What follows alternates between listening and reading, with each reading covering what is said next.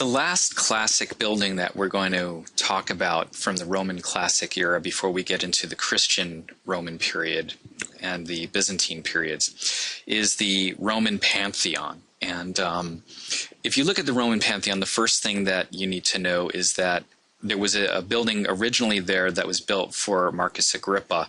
And so when Hadrian, who was probably the patron for this building and even possibly the architect, built it, what he suggested or made them do was inscribe Agrippa basically built this originally, or this is dedicated to Agrippa. And so Marcus Agrippa is the first builder, then it was torn down, and then the Emperor Hadrian comes along and constructs this building.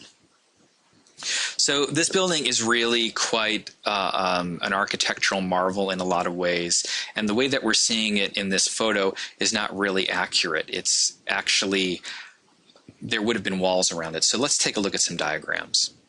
Initially, the building would have been placed in a courtyard, and you would have walked up to it and seen basically just this portico that looks an awful lot like the Parthenon as you're walking towards it. So when you entered the building, you would have been surprised and shocked, I guess, in a way, to see this dome structure on the interior. And so in some ways, the basic ideology or the basic plan of Roman architecture is that it tends to be much more shocking, much more dramatic, much more engaging and interactive in some ways than the Parthenon or the classic Athenian age. So again, we're building on that. The other way that it builds on some of the ideas from, for instance, the Parthenon, is that it is a building that's called the Pantheon. Theos is, or theon means religion or gods, and pan means all. So like the Panathenaic procession, this contains all the gods. And it's my understanding that actually you could go inside and there were altars to individual gods around the interior drum of it. So it would have been really more inclusive, and it wouldn't have been exclusive the way the Parthenon, where you couldn't even go inside and you'd have to stand outside and worship Athena from afar. In this instance, it's round and it's inclusive. Now, the other thing is that in terms of the overall symbology or iconography of the building, what you could probably say is that that circular form is also a sort of all-encompassing form, and it's continuous, almost like the dome of heaven. And the other thing that I think that it relates to is that I know that you're probably taught that they didn't think that the world was a sphere or round and that the planet was flat. That's not necessarily true. There were actually people in ancient Greece and also in ancient Rome who believed that the planet was a globe and that it was sort of a universal form. And they had even computed the actual circumference of the globe as well. So that would tie in a little bit with the structure, because if you look at the cutaways, and you can tell that it really is a form that's built mainly on a circular kind of form. Now, the other thing that I think is kind of important is the uses of the different technologies that we just discovered, or not just discovered, that they had discovered at that time. For instance, there was an extensive use of cement and concrete to build the dome, and there was also that arch technology. So if you were to take an arch and rotate it 360 degrees, basically make it a circle, the keystone at the top that we had studied before would become the oculus in the top of that. And the oculus is just basically a hole in the roof with a ring of stones around it that lock it into place. And the circulation of that arch creates a dome-like structure. Now, the dome that is created by the concrete and the cement the cement is slowed down. It was actually poured in to make what's called coffers in the ceiling. And one of the best ways to take a look at this is actually to look at a painting by this guy named Giovanni Panini from the 1600s. So this painting shows you actually the dome on the ceiling and shows you how the coffers were poured cement. And that hole in the ceiling would have been used to allow smoke to come out. And the interior structure itself was this structure that was polychromed because it was basically brick and cement, and then other kinds of stone were placed on top, different colors of stone. And the actual, for instance, the columns and things like that aren't really there to support it. That dome is supported mainly by a drum that runs around the exterior of it, and also by the cement and concrete and brick that's used to build it. So we kind of need to go back and take a look at the overarching form of it again and some plans of it. So if you look at the plans and you compare it to the actual building, one of the things that you'll also see is that the coffered ceiling, the way that those things are scooped out, probably was a way of relieving some of the weight as it moved up, and it also provided an optical illusion that would move your eye up to the top.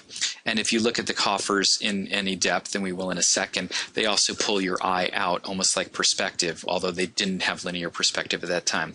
The drum has a series of barrel vaults that run around the interior of it inside. And this dome is also stepped up, and the cement gets thinner and thinner as you get near the top, near the oculus on the very top of it. Now, they also changed the composition of the cement, and what I should mention is one of the things that the Romans did is that they figured out certain kinds of sands, like sand from Pazzuli, would actually, that's a volcanic sand, would slow the drying process down so that they could work the cement and mold coffers and things like that a little bit more, with a little bit more leisure. The other thing that they also figured out is that they could change the composition of the cement by adding volcanic rock, which is very porous. If you've ever picked up a volcanic rock, it looks really heavy, but it's super light. So they mixed that in as the gravel as they got near the top. Otherwise, this thing would be very top heavy and could cave in almost like a souffle. And so they figured out how to do that. And one of the other details that I think is really cool is that if you zoom in on the side of the drum from the exterior, you can actually see there's a series of arches built around the drum inside the brickwork of it that provides even more support in the structure. So they actually incorporated a series of arches to redistribute force and send it down into the side walls. Now, some of the other interesting little details about it is that you can see that the decoration on it is a sort of combination of decorations that we've seen from the classical world, kind of pseudo Corinthian columns and Tuscan order, and the entablature is a little bit riffing on some of the Ionic and Corinthian types and Tuscan styles. The interior of the building is really an exercise in drama. When you walk in, you're confronted by all this different colored kinds of light bouncing off of all of these different kinds of surfaces. And so you have this almost Baroque way of combining different colors and different architectural orders on the interior. For instance, all these like sort of little huts or altars that run around the bottom of it have slightly different architectural orders, and those are supposed to be exterior architectural orders. They're almost like a temple within a temple within a temple. The oculus at the top that we had looked at before really is a way of relieving some of the stress, allowing natural light to come in and smoke to come out. But students always ask me, so rain gets in, right? And birds and stuff. Yeah, well, rain does. And so what they did with the floor is there's actually a slope to the floor and a series of drains that run underneath it. And since the floor is basically made out of stone, the surfaces would not have been hurt or damaged in any way.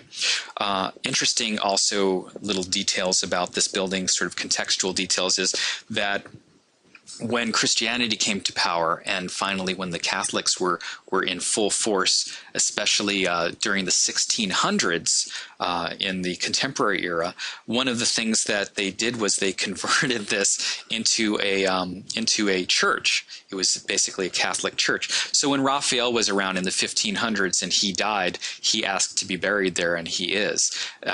So right now it's actually a church. And one of the other things that for instance, Gian Lorenzo Bernini needed in the 1650s, he needed bronze enough to do a construction project inside St. Peter's, the Catholic cathedral. And what the Pope gave him permission to do was take the doors off of the Pantheon that had been there for centuries and melt them down. So there's a joke that sometimes the tour guides say that whatever the barbarians didn't destroy, the Barberini did. So this building was the largest dome in the world at that point in time, and was also probably, I think, the largest building of the time, and combines all of the technologies: cement, concrete, domes, arches, different compositions of cement, and then also uses lesser materials for the construction of it, and facades or veneers the interior to make it look like a really fancy temple, and in a way was more permanent because it wasn't painted surfaces like you would see on the Parthenon or the Areopagus Augustae.